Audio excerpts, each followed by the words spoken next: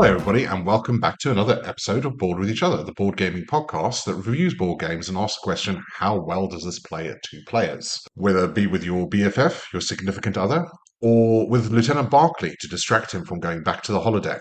And if you get that reference, you're my peoples. I'm joined as ever by my wife, co-host, and player two, Hannah Kelly. Hi guys. Also, I don't get that reference. Yeah, I didn't think you would. They're not your people. Nor me. And we're reviewing the deck builder Star Trek Captain's Chair. Star Trek Captain's Chair is played by taking the role of a captain, of which there are 6 in the core box, and with that comes a player board and an associated deck of cards. On your player board, you have missions, which are specific things that you need to complete during the game to earn some victory points. All specific to your captain. Yep, all specific to your captain. They are all asymmetric. And 3 tracks, one for science, one for diplomacy, and one for military. Your deck starts out being split into 3. You have available cards, which start in your deck from the beginning of the game. You have reserve cards, which you draw later, and you have developments, which you can buy still later on in the game. You start the game by putting out your captain card, which will have some abilities on it and some perhaps end game scoring, depending on the captain. And you will almost always deploy a ship, your starting ship, for which you get a little cardboard standee for. There is a marketplace comprised of people, cargo, allies, and ships. You can't buy people though. No, you can't buy people. I mean, you kind of can in this, but ethics aside, separated into 4 different piles. The top card of which is presented face up, that forms a marketplace. You also have a deck of incidents and a deck of encounters. Finally, you have a deck of locations, which are placed in between the 2 players with a row of 3, and that is the neutral zone. How gameplay works is you start your turn with 5 cards in hand, possibly more, depending on card effects, and you have 3 action tokens. You play cards from your hand, and they will either require an action token to play, in which case you put the card down, put the action token aside or on top, as we do it, or you can just free play them, which means they don't have a little action token next to them and they will take an effect. The main crux of the game is improving your standing on the tracks, completing your missions, buying cards from the marketplace, all of which usually have victory point values associated with them, and a bit of area control. You can warp your ships to locations in the neutral zone, and you can use cards and abilities to send away team members, of which you have a limited amount that sit on top of your captain card, and they vary depending on the captain. If at the start of your turn you have at least 3 ships or away teams on a particular location, and at least 2 more than your opponent, you gain control of said location. That means it goes into your row of cards, almost like your tableau, and you usually get sort of a bonus effect for taking control of it. And of course, it's usually worth victory points at the end. It might also give you ongoing effects as well. Yeah. So all the cards that are out on the table, whether it be locations or deploy cards, usually have either an activate or a passive or reaction keyword on them. To activate cards once per turn, you can essentially tap them. You turn them to the side, and they will take effect. Some of those activations cost an action, some do not. You have passive things, which are, for instance, increasing your hand size by 1, and you have reactions, which take place when certain conditions are met. So if your opponent does X, then Y happens. When your turn is completed, you this part out. So there are 5 turn cards or round cards. I can never remember whether they call them turns or rounds. I always get mixed up from game to game. Either way, there are 5 of these cards, and they have a resource on them called Glory. Glory is something you gain during the game, and is worth 1 victory point per token that you have. The first turn starts with 5 glory tokens on it. The second starts with 7. The third also with 7. Then it goes to 6, then to 5. When you gain glory during a turn, you take the glory from the card, not from the general supply. So the more glory you gain through the course of gameplay, the quicker the game goes, and the quicker you count down to end game. At the end of your turn, you also take 1 glory token from that turn order card and you place it on one of the cards in the marketplace. If you gain that card, you gain the associated glory with it later. Whoever gains that card. Finally, you draw back up to your hand size. If your deck runs out, you take a card from your reserve pile, which are face down and shuffled, and you place it on top of the deck well, you shuffle your discard pile, but you place that reserve card on top. Therefore, you draw it straight away. If at any point your reserve deck is then run out, you then go on to developments, which work in the same way. However, those are public information. You can look through them at any time, and they all have costs associated with them. What I didn't mention, aside from Glory, are the other two resources, which are dilithium and latinum. Those cards usually cost dilithium and or latinum to obtain, but they happen in the same way, and they're usually very powerful. We'll get onto that as a mechanic when we talk about the game proper. Play continues until all the turn order cards have run out, and then depending on who went first, where the first player token lies, you finish out that round, and then you play one more turn each after that, and then the game comes to an end. The only other thing to mention is some cards have what's called a focus icon on them instead of victory point value. And that focus icon will not usually, will always be either military, diplomacy, or science. As you go up the tracks on your captain board, you'll get multiplier values. The further up the track you get, the higher the multiplier, depending on the 5, I think, is the max. they differ Oh, completely. do they? Yeah, they're completely different from captain to captain. So how far you have to get them differs. How much they go up to differs. But basically, at the end of the game, for instance, if you had a times 3 in science, every science focus card you'd count up and then you multiply that by 3. So if you had 5, you'd get 15 victory points. And that works the same for all of them.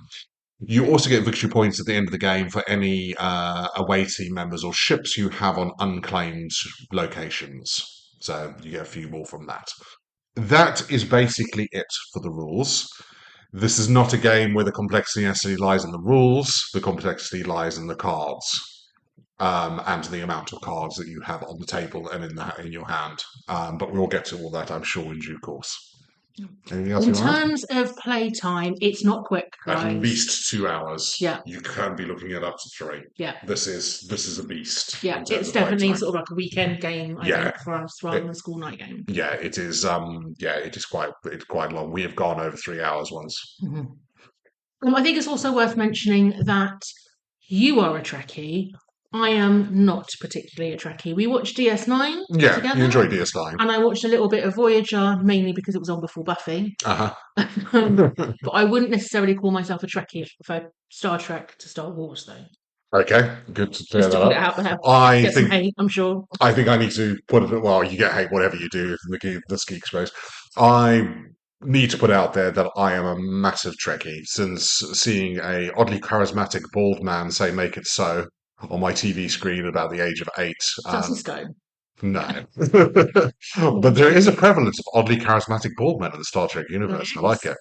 I was completely enraptured, and it's one of those things that's been with me my whole life.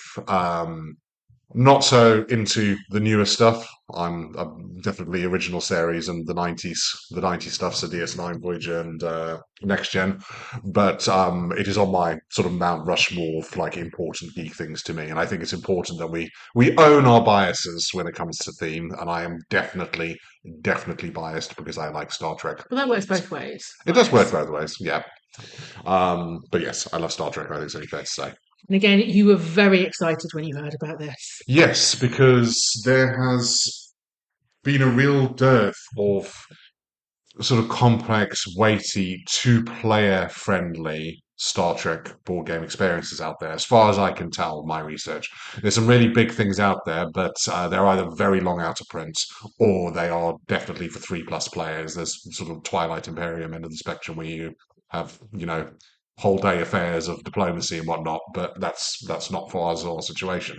So I saw this come out, and I did a mental cartwheel, and I think we managed to pick up one of the last copies of UK Games Expo 25 when we went there. So I was on the hunt all weekend, and everyone had sold out, and then we somehow found a copy on pretty much the last day. So it's obviously fate.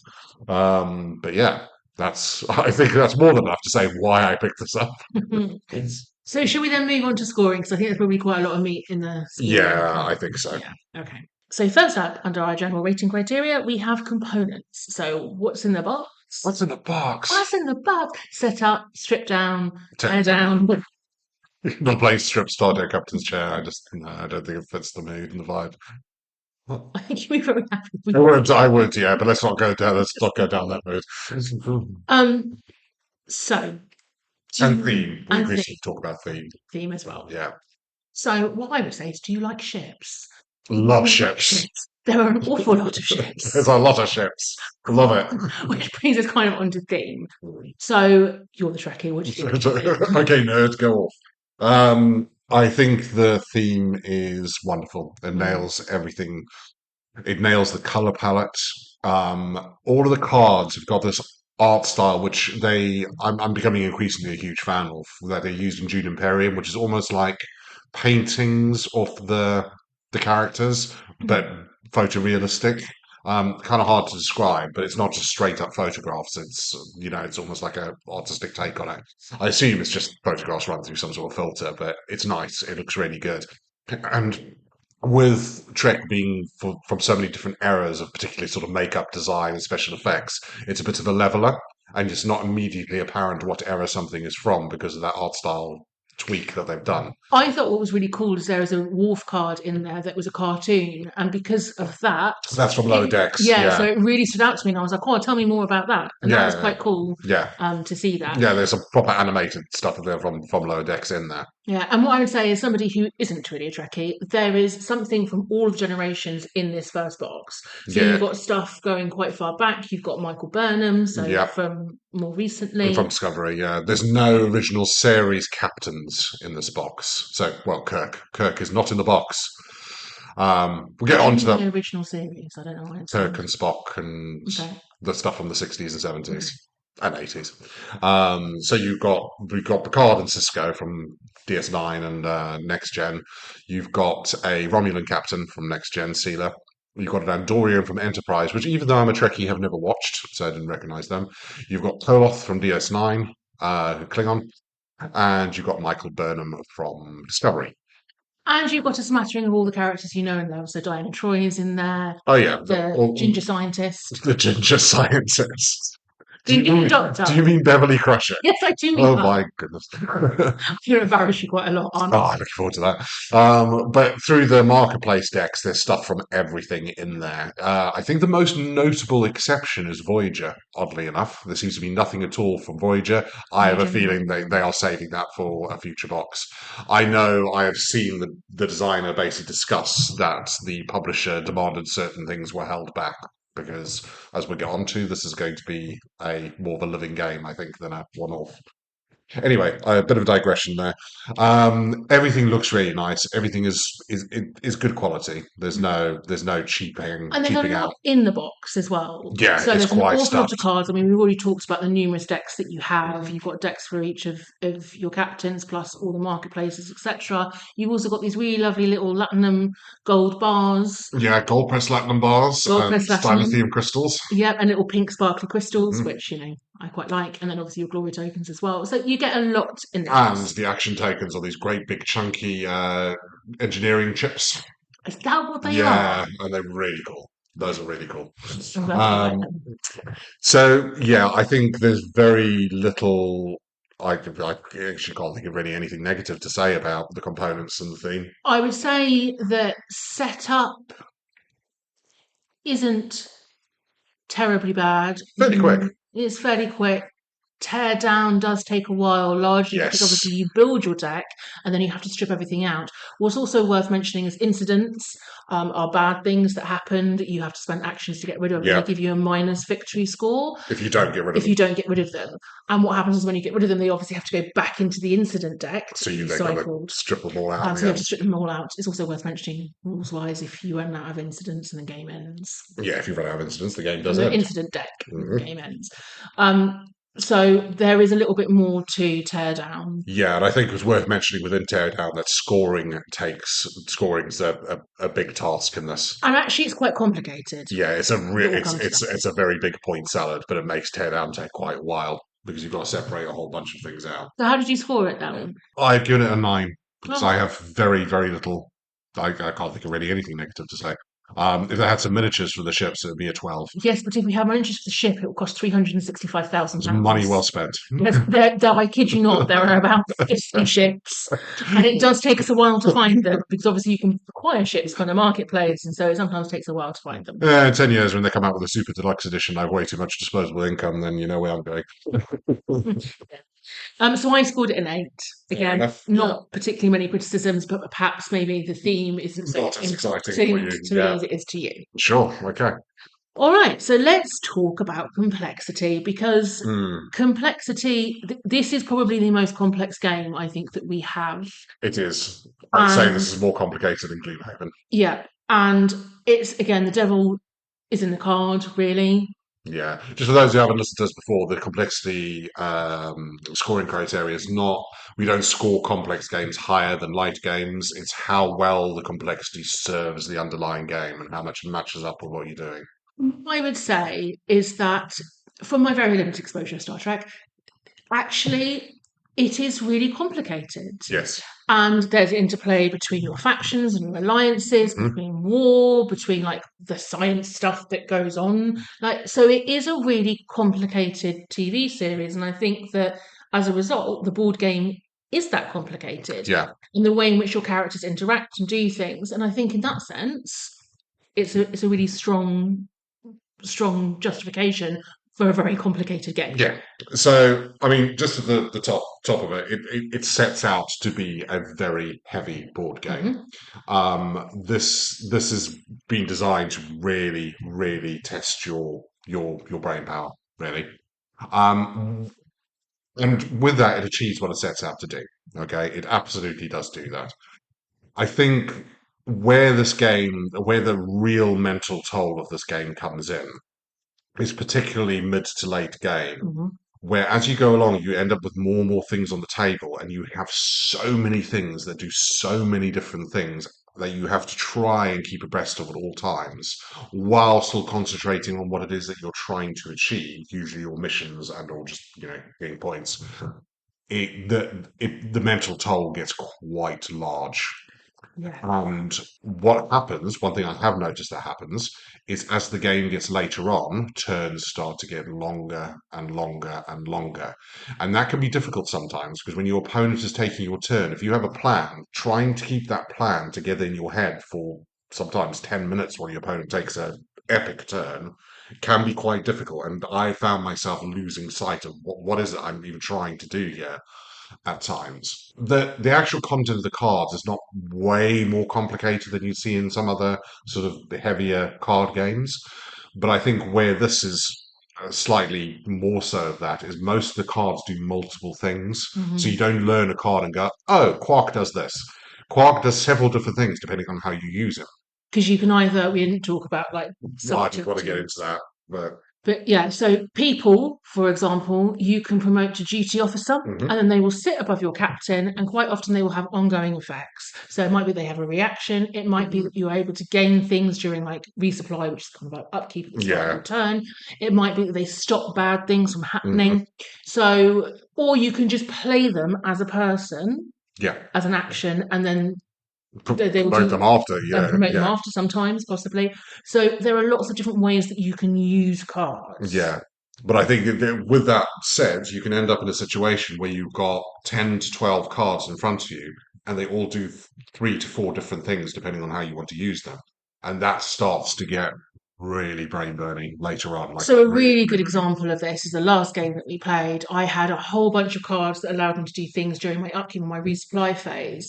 And because I felt like I was lagging behind a fair bit and I was so driven about trying to meet missions, etc., I kind of lost track of half of those. And that would have really substantially changed gameplay because, for example, I Yeah. was able to draw a glory from the The supply. from the supply Mm, during each phase, and that would have stopped you from doing the back. yeah. It actually had quite a substantial impact. Yeah. And for people like us who have played a lot of games, who we openly say that we lean into heavy board games, Mhm. I find that a bit telling, maybe, that I Well, lose track of just that. how Just complicated it how is. Yeah. complicated it is. It's one of those things. I remember seeing the heaviness rating on Board Game Geek and reading the rules. I was like, this doesn't look that bad. I don't understand what people are on about. But then when you play it, it's like getting punched in the brain. Yeah, it really It is. is. It is easily. I mean, I think the only other things that come close to it are something like Nemesis and Gloomhaven, and But I would, I put this in a bracket above yeah, them. It is definitely. deceptively, brutally complicated Yeah. once you really get into it. And you start out with the early rounds going, "Oh, this is okay," but you just get plunged into deep water later on. And I think particularly the missions are obviously specific to the captain. Some of those missions are exceedingly taxing Yes, because they often require you to have cards in play. And in order to be able to achieve that, you can beam cards onto to ships, so you ships. keep them out on the table, but you can't use them. Yeah, but then you might want to use them for other things. So it becomes this real dynamic about what is it that I'm Yeah, banking? How do I get them back? yeah, There's a lot of pre-planning and yeah. strategy. Once you've then got past that and you've actually completed your missions, then you have to then start thinking about end game scoring and Yeah, mission. well, ideally, you look thinking about that at the same time as everything Well, else, about yeah, just how much exactly. mental capacity you have, you know. And I think all of this is like, I mean, this is no slight against it. This is not marking it down at all for me. I just want to make it really clear to people what they're getting into here. Hmm. Unless you have played heavy board games and you're like, oh, Star Trek, I like Star Trek, I like the IP. Beware, this is very complicated. So one of the things that you often say in this category, are there rules there just for the sake of rules, just to be complex? Hmm. One of the There are lots of different ways to acquire cards. Hmm. And there's a lot of very subtle linguistics around that. Find, gain, take. Find, gain, take, Yeah. enlist.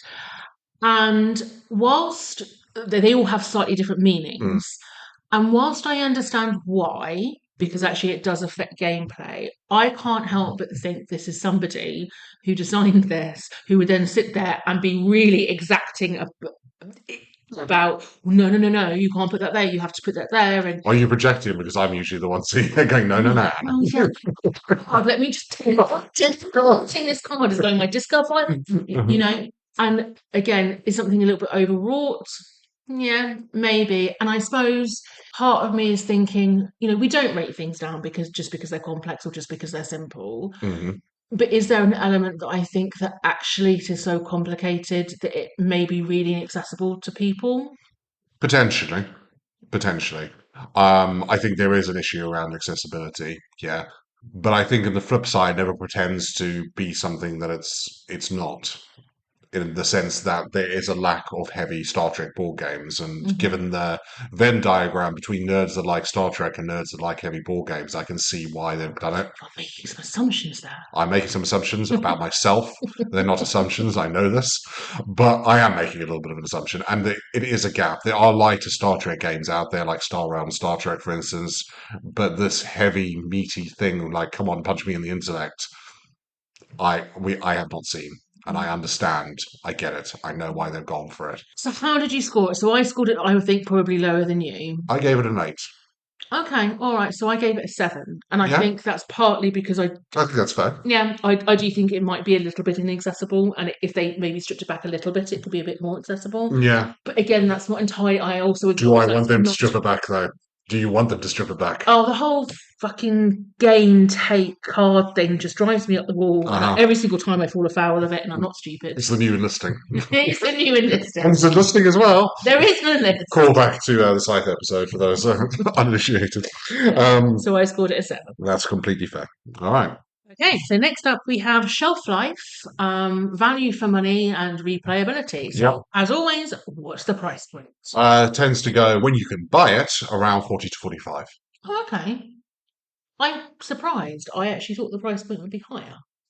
So did I when I saw it was in the box. I think it's a really good price for it. Yeah, I mean, like I said from the very get go, you get an awful lot of Yeah. stuff in the box, and I think in terms of the actual components I paid and more for less. well, yeah, I think that does represent really good value for money. Hmm. Yeah. Okay. Now that's out of the way. Shelf life. You go. Okay. There is a ocean of depth to this game if you enjoy it. The asymmetric nature of the captains and the uh, what's the best way to term it? The skill gains you make each time you play it, because every time we play it, we score higher and higher. Makes me feel like there is. If you enjoy this, it's an evergreen. There are a lot of different routes to victory, and I Yeah, think that's what's really interesting because I would say for the majority of our games, apart from the first couple when we were still yeah, learning, we achieved all our missions, yeah. and we do for the majority of our games. Yeah, I'd say 2 out of 3 most of the time for me. Well, that's because you're a little bit rubbish, but Yeah, yeah. well, Um, so therefore, it then all becomes about different types of end game scoring and how you work mm, towards that. And so, because of that, I do think there are lots of routes to victory. What I will say is that because most of your missions are very much dependent on having particular races or having particular types of cards, etc., there becomes a point when it's about learning your deck, yeah, learning what's in the hmm marketplace and knowing what to hit at what time point. And that's where a lot of your skill gains come from, I think. And that's why we're improving like yeah, to a certain constantly. extent. I don't think it's the whole picture, No, I don't think it's the personally. whole picture, but I do think there's a huge element of that. Mm, And I guess now that I'm feeling really confident, particularly with certain captains that I played hmm a fair few times, I don't know that learning the deck is what I want in terms of replayability. Does mm. that make Yeah, sense? no, it makes complete sense, and I completely get you. I mean, I've memorized the number of Klingons in the person deck at this point. Have you? Yeah, You're such a fucking nerd. I know. But I think it's less about that. That almost, for me, that felt like the tutorial ending, for want of a better term.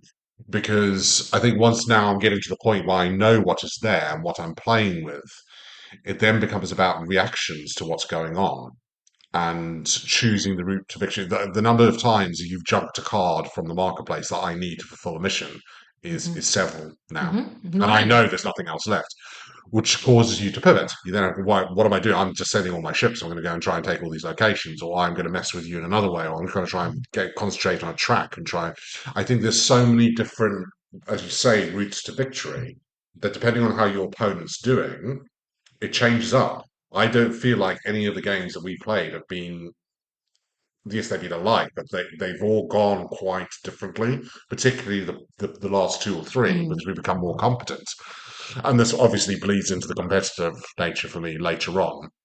But there's so much going on, even though usually I am one of these people that jumps to a different character every single time I play. This is one of the few games I've got where I actually just want to take one of them and just keep playing that one person and getting better at that one person, and then moving on to another person and getting better on that. But it it does tickle that element of my brain for me. So in terms of longevity for me, this is an evergreen. Mm. I mean, I'm not done at Mm. all in any way, shape, or form. But I'm also at a point where I'm a bit like, maybe I would like a new captain, and maybe I would I like a think bigger marketplace. I think that's is probably what I want. that's my question. Would expansions change that for you? I think so, but then also does that not if a game is not holding its value as a base box game Hmm. with the number of games that we play, which there have been a fair few, admittedly, Yeah. but I mean it's not anywhere near as much as they say, for example, June. Mm. Then is there not something slightly lacking for me there? Well, I challenged that. We played about the same number of games of this as we played base June No, before we went. Yes, really. before we went for sort of going for the expansions. And Oh, once you chuck in Rise of X into the mix, I Rise of could Ick. Rise of X. I could play June forever.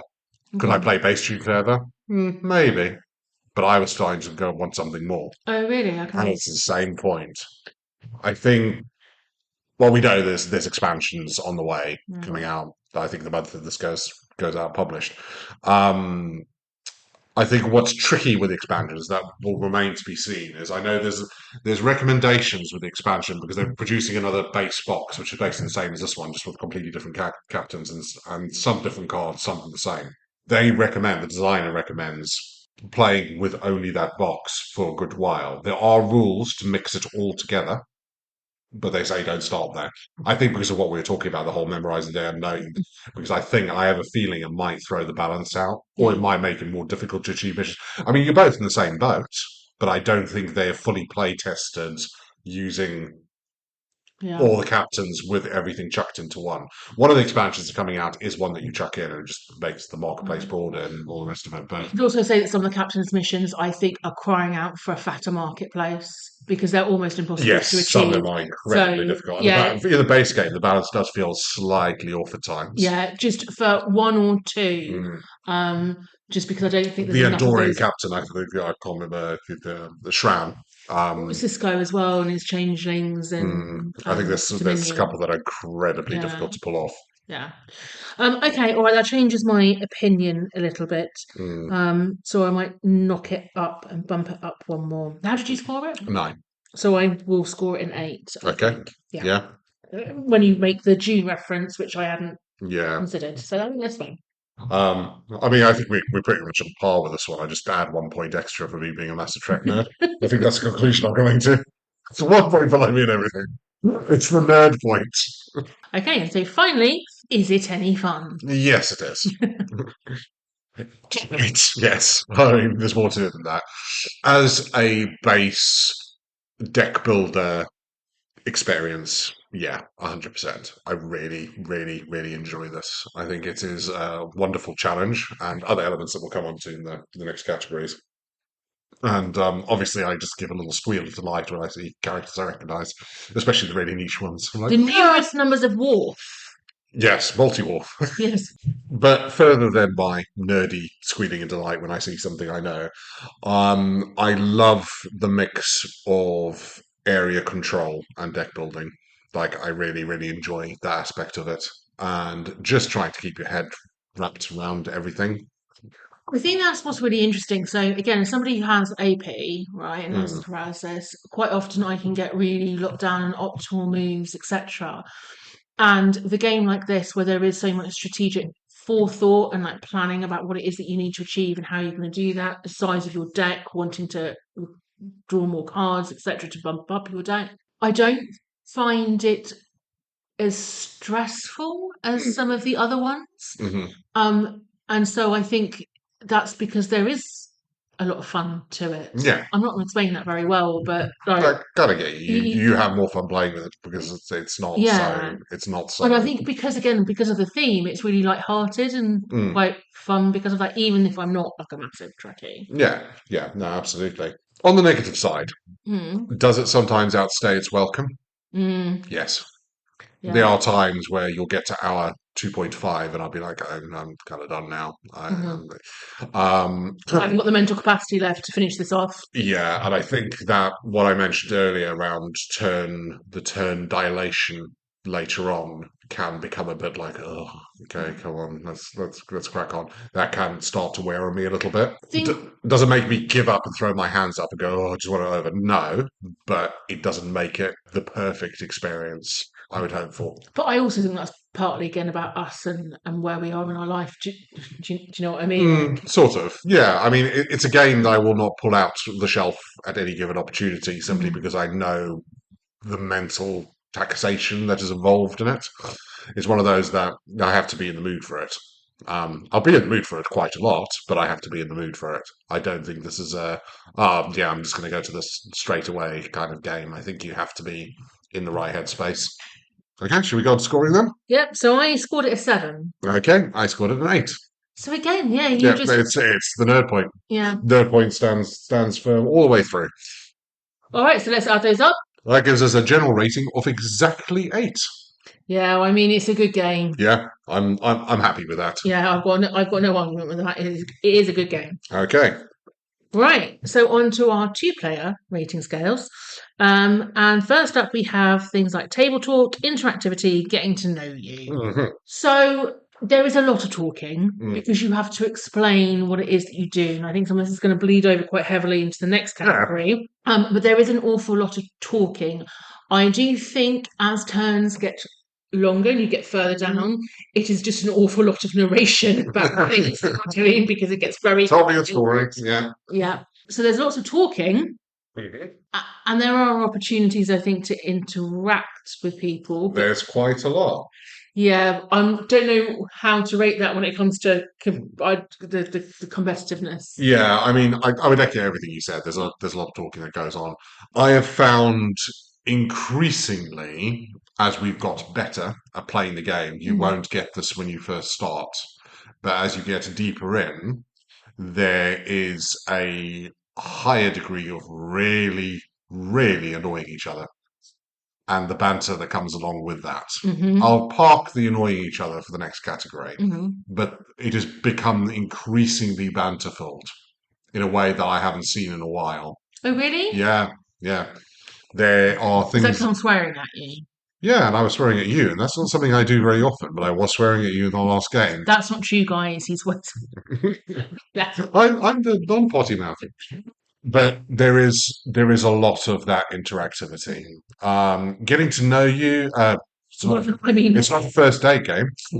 If it's in the category of try it to see if they run away or not, there's that. We've met someone at a board game. Great. Dressed as Odo. Yeah, yeah. Will you understand more about the person you're playing with by playing this with them? Not until about game 20, I don't think, once you figure out what it is you're trying to do. But there is a lot of interactivity, and there is area control in the game, and there Hmm. are attacks, which I will get onto a little Yeah. bit later. But it is not a build your tableau and your engine and face off each other at the end. There are direct links of interactivity within the game, Hmm. so it's quite a good one for this Yeah. for my money. I scored a 7. Yep, I scored an 8, so the nerd point strikes again. Yeah, Yep, fair enough. But then that neatly segues us into competitivity. God damn it! I said it right earlier. competitiveness. Competitiveness, that one. Yeah, that's the one. And oh my god, yes, absolutely. Yeah. So Where should we start? I want to start with this is one of those games that to get the most out of, you need a gaming partner. Hmm. Because if somebody has played 5 games of this and you teach it to somebody else, the destruction will be horrific. Hmm. There is no way for that person to catch up until you've played more than 10 games, I would say, if you start off on that footing. This is something that you want to learn with somebody else that you play with regularly because our scores are on a knife's edge close in most of the games. Except And for when you play with Burnham, funnily enough. yeah, no, Burnham's a But Burnham's another tricky beast. We won't beast. talk about that. That's beyond the scope of this podcast. Yeah, but our scores are with a knife's edge and they creep up every time we play, almost. There's been a couple of exceptions, but every single time we scored higher. And that's also, again, about learning your captains, Yeah, learning what the learn. missions are, and being very selective about what it is that you do. So, in Yeah. this game, I think more than anything else, I do pay really close attention as to where you are and Mhm. how you're achieving your missions. And I will definitely do things that are very obstructive that may harm me in the long run just to fuck with you. Yep, there is that element of it. And once you know what the other captain does, you can really mess with them. You Mm. can nick cars that you know are in short supply and they Mhm. need. You can basically take their objectives away from them Yeah. if you know the decks well enough and you time it right and you Mhm. have that in the back of your head.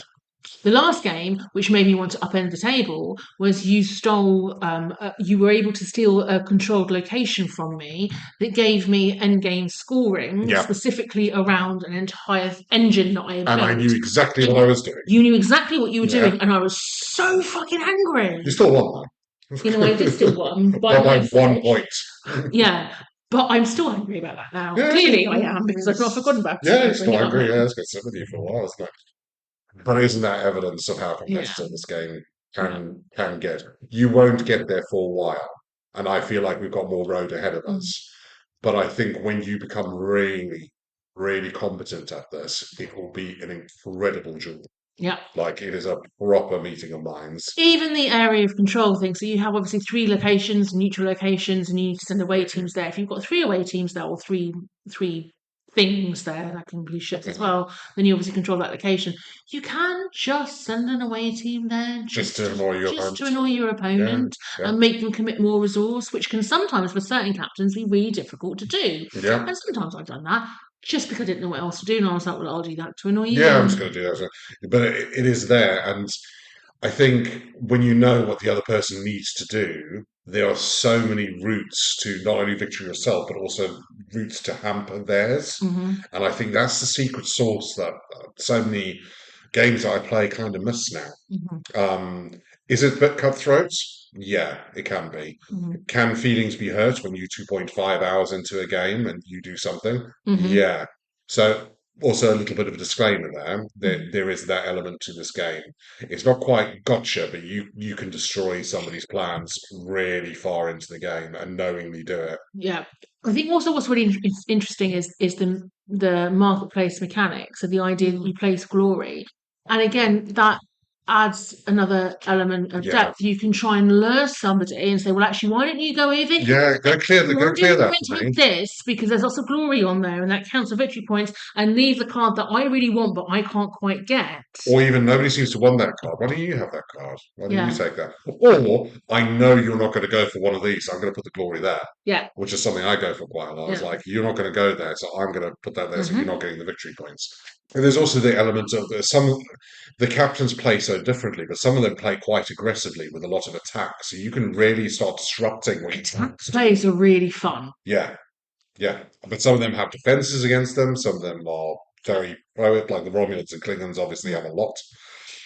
So you can have attack plays, for example, that allow you to dismiss not Duty captain, officers, sorry, duty officers. yeah, You have attack plays that allow you to steal resources, so yeah. dilithium, for example, and they can be really good.